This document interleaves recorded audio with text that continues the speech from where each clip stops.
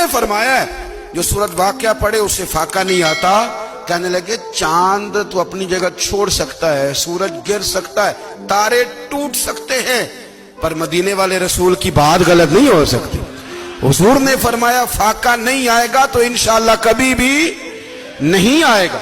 کرنے کا کام یہ ہے کہ ہم اپنے معاملات, اپنی عبادات, اپنی دعائیں کبھی 10 منٹ عادت ہو جائے نا دعا مانگنے کی علیحدہ سے رات کو.